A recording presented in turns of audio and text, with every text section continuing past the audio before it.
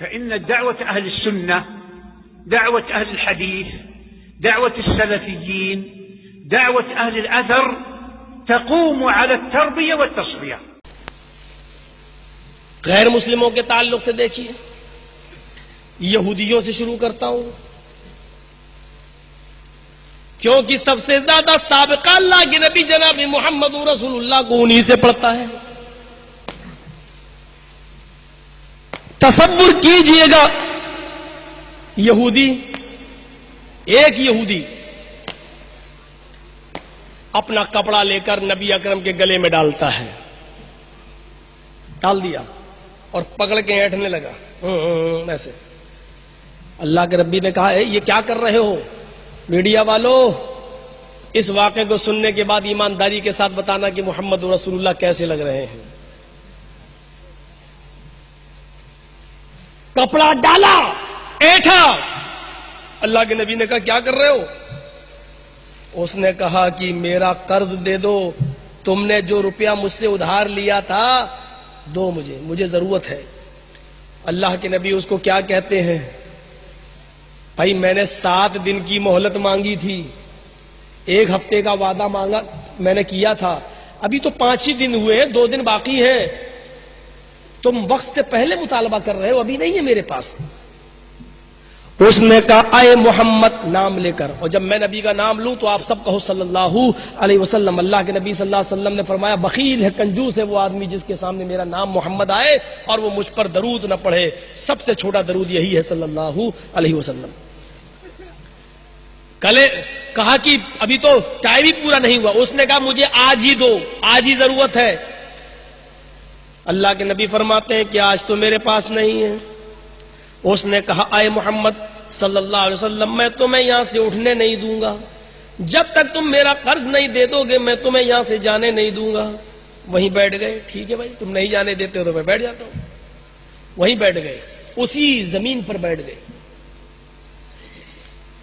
ظہر کی اذان کی آواز آئی، حی علی الصلاۃ.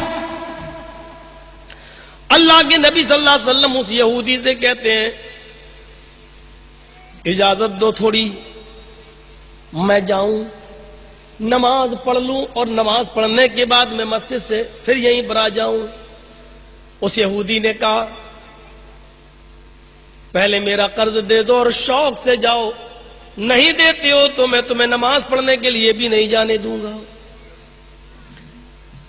آپ نے کہا تیری مرضی. اسی جگہ پر آپ نے نماز پڑھ لی. امام بیہقی اپنی سنن کے اندر نقل کرتے ہیں آپ نے ظہر کی نماز وہیں پڑھی، عصر کی اذان ہوئی، پھر اجازت مانگی لیکن اس نے اجازت نہیں دی، عصر بھی وہیں پڑھی. سورج ڈوب گیا، غروب ہو گیا، مغرب کی اجازت مانگی لیکن اس نے نہیں دی، مغرب بھی وہیں پڑھی. حدیث کے الفاظ یہ کہتے ہیں کہ عشاء کی اذان ہوئی، آپ کو عشاء کی اذان نماز کے لیے بھی اجازت نہیں دی، آپ نے عشاء بھی وہیں پڑھی. رات میں خود بھی نہیں گیا اور اللہ کے نبی کو بھی نہیں جانے دیتا ہے. اسی جگہ پر نبی سوتے ہیں، یہاں تک کہ فجر کی نماز بھی آپ نے اسی جگہ پر پڑھی. اور جب سورج نکل گیا، سورج بلند ہو گیا، چڑھ گیا، تو وہی یہودی مسکرایا اور مسکراتے ہوئے نبی اکرم کے پاس آ کر بیٹھ گیا اور کہنے لگا، اب جو الفاظ اس نے کہے وہ سننے کے لائق ہیں. اس نے کہے اے محمد صلی اللہ علیہ وسلم میں قرض لینا نہیں چاہتا تھا اور نہ میرا ارادہ تھا کہ میں آپ سے مطالبہ کروں. حقیقت یہ ہے، واستوکتا یہ ہے کہ میں آپ سے قرض لینے نہیں آیا تھا، بلکہ کل ہی میں نے اپنی کتاب تورات پڑھی تھی. اس یہودی نے کہا کل ہی میں نے اپنی کتاب تورات، اولڈ ٹیسٹامنٹ، عہد نامہ قدیم، میں نے کل ہی پڑھا تھا اور اس تورات میں اپنی کتاب میں نے یہ لکھا ہوا پایا تھا کہ آخری نبی جو اس دنیا میں آئے گا اس کے اخلاق بہت اچھے ہوں گے، وہ بڑا نیک و شریف ہوگا، اس کو کوئی کتنا ہی غصہ دلائے اس کی پیشانی پر پسینہ نہیں آئے گا، اس کو غصہ نہیں آئے گا، اس کو برگلایا جائے گا تو وہ اس کو غصہ نہیں آئے گا. تو میں آپ کا ایگزام لینے کے لیے، میں آپ کا امتحان لینے کے لیے آیا تھا. میں دیکھنا یہ چاہتا تھا کہ آپ کو غصہ آتا ہے یا نہیں آتا ہے. اس لیے میں نے کپڑا آپ کی گردن میں ڈالا، میں نے اینٹھا. آپ کے صحابہ آئے، آپ نے انہی کو ڈانٹ کے بھگا دیا، لیکن مجھے کچھ نہیں کہلوایا. حالانکہ آپ کے ایک اشارے پر وہ مجھے قتل بھی کر سکتے تھے، لیکن آپ نے کچھ نہیں کہا. اور میں نے آپ کو رات بھر روکا، پھر بھی آپ کو کوئی دقت نہیں ہوئی. آپ کی پیشانی پر پسینہ نہیں آیا، آپ کی شکن پر بل نہیں آیا. آئے محمد ابن عبداللہ، میں یہی دیکھنا چاہتا تھا، اور جب میں نے دیکھا تو میں نے آپ کو پورا پایا. تو اللہ کے نبی صلی اللہ علیہ وسلم نے اس سے پوچھا کیف وجدت نعتی، تو نے اپنی کتاب کے اندر میری صفت کیسی پائی؟ اپنی کتاب تورات جو تو آسمانی کتاب کہتا ہے، اس کتاب میں میرے بارے میں جو لکھا ہوا ہے، اب تو ہی بتا کہ اس کتاب کے مطابق تو نے مجھے کیسا پایا؟ اس نے کہا اس سے بھی بڑھ کر، یعنی میری کتاب میں جو اخلاق بیان کیا گیا وہ کم ہے، آپ کا اخلاق اس سے بھی بڑھ کر ہے، آپ اس سے بھی بڑھ کر سوبھاؤ اور کریکٹر کے مالک ہیں، اس سے بھی اچھا اخلاق ہے.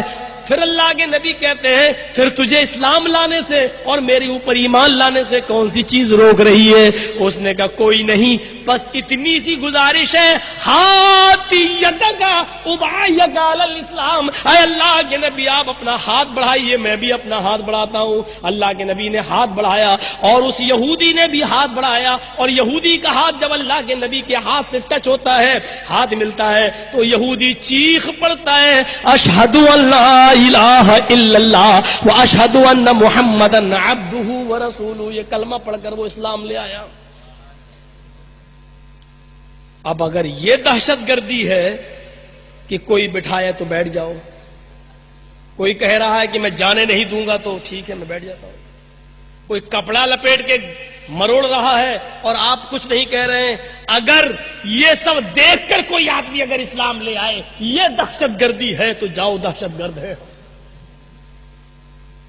کون کہے گا اس کو دہشت گردی؟ دہشت گردی تو اس کو کہو. گجرات میں دنگا ہوتا ہے 2002 میں، کتنا مسلمان مارا گیا، یہاں تک کہ کانگریس کا ایک نیتا جعفری بھی مارا جاتا ہے، ایم پی، سابق ایم پی، وہ بھی مارا جاتا ہے. لیکن نریندر مودی کو توفیق نہیں ہوتی کہ کسی آدمی کے جو مارے گئے ان کے گھر پہ جائے، تعزیت کرے، تسلی دے. لیکن پٹنہ کی سرزمین پر بم دھماکے ہوں تو باقاعدہ اپنے اسپیشل ہیلی کاپٹر سے یہاں تیمارداری کے لیے آتے ہیں.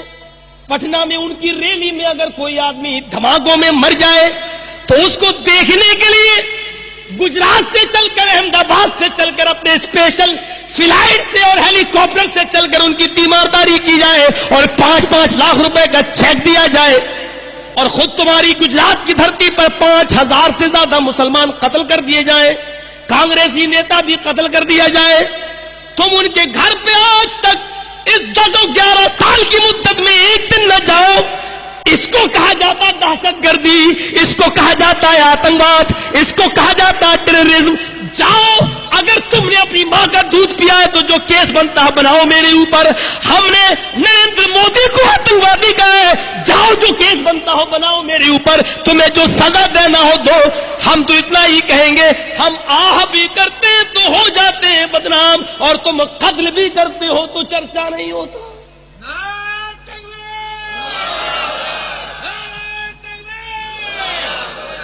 یہ کون سی تہذیب ہے کہ تمہارے گھر میں آگ لگی ہے اس کو تو نہ بجھاؤ، اور دوسرے کے یہاں جو آگ لگی نہیں ہے بجھ چکی ہے اس کو شعلے دینے کے لیے اور بھڑکانے کے لیے اور چلے آؤ، اس پہ پیٹرول کا کام کرو. یہ کہاں کی انسانیت ہے اور کہاں کی مانوتا ہے؟ اور کون سا دھرم اس کی اجازت دے رہا ہے؟ کون سا دھرم اس کی اجازت دے رہا ہے؟ کرشن جی نے بھی یہی کہا، پڑھ لیجئے گیتا. کرشن جی نے بھی یہ کہا کہ حکومت اور سلطنت کفر سے تو چل سکتی ہے، ناستکتا سے تو چل سکتی ہے، نافرمانی سے تو چل سکتی ہے، دھرم سے تو چل سکتی ہے، لیکن ظلم سے نہیں چل سکتی ہے. کرشن جی نے بھی گیتا میں یہی کہا ہے، ادھرم بن کر حکومت چلاؤ تو چلا سکتے ہو، لیکن ظالم بن کر حکومت چلاؤ گے تو نہیں چل سکتی.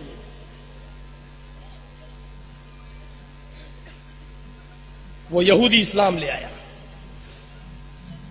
علامہ سیوطی رحمت اللہ علیہ نے الخصائص الکبریٰ کے اندر نقل کیا ہے